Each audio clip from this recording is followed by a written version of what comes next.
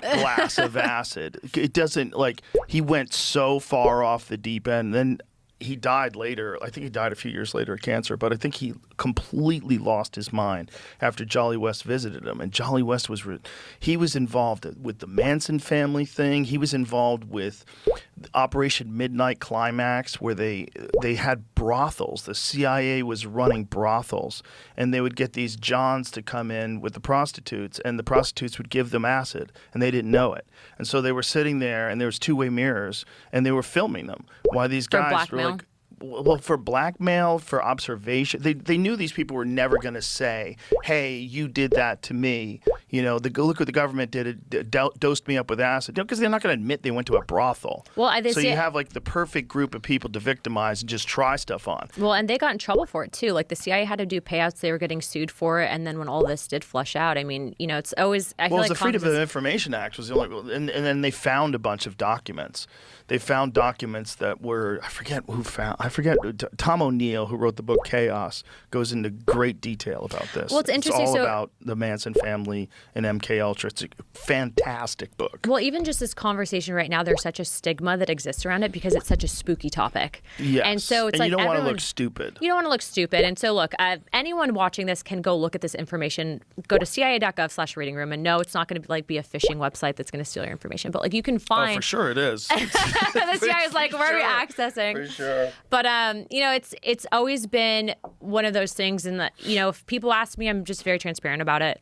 And I will say something that started out with a stigma of being, you know, this conspiracy theory investigation, wasting taxpayer dollars, has been arguably one of the coolest task force in Congress, I think. And we have a lot of good people that are behind it. And I think the tide is turning on that kind of thinking, that these conspiracy theories are silly to pursue. Like, some of them, yeah. Some of them are silly. Some are crazy, but some are true. But that doesn't mean that some are true. Also, there's a time-honored tactic of taking... Look, if I was an intelligence community, and I'm not accusing anybody of doing this, but if I was an intelligence community and I had some truth that was very inconvenient to a narrative, and I wanted to label that truth as being a preposterous conspiracy theory, I'd add a bunch of kooky shit to it. Or have disinformation campaigns. Or dole it out to the nuttiest people on the internet. Dole it out to the craziest people. You know, this guy's got a drinking problem, and he's got a conspiracy theory website. Or take a little and spin it. Him. Yeah. Get it to him and tell him you're helping him out. You're going to give him some inside information. Get him to spread a bunch of kooky stuff so that when that stuff gets disproven, the other thing's attached to it, so the other thing looks stupid too.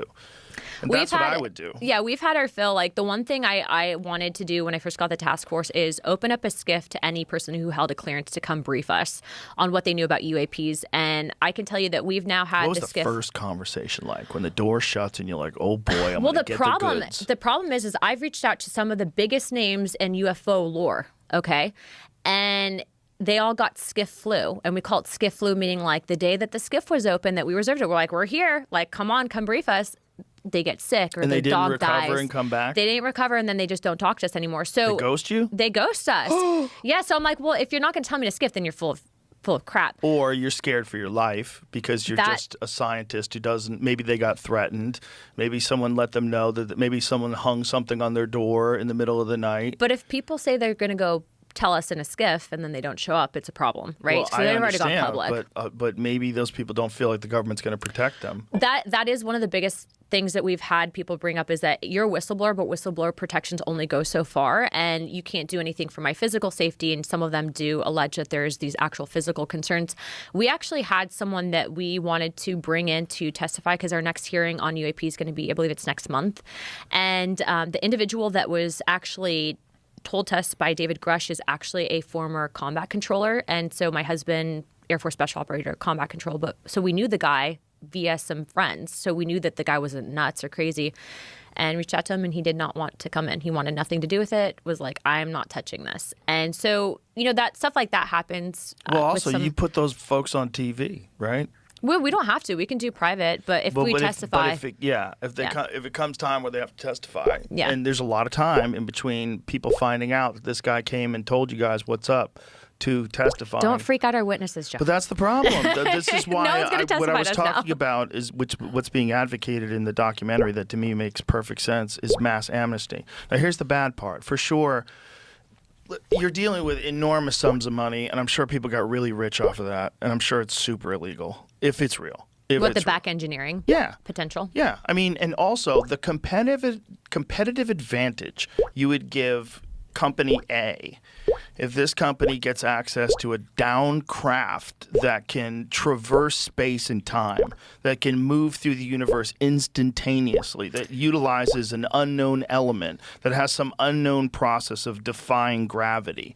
It's utilizing no interior mechanisms of control. Everything is done with the mind of the pilot. If this is the truth, if this is what they're saying, and these are the kind of things they find, that getting to a contractor would be a massive advantage over the other contractor that also should be on equal standing with the government, right? They both make jets, they both make whatever it is.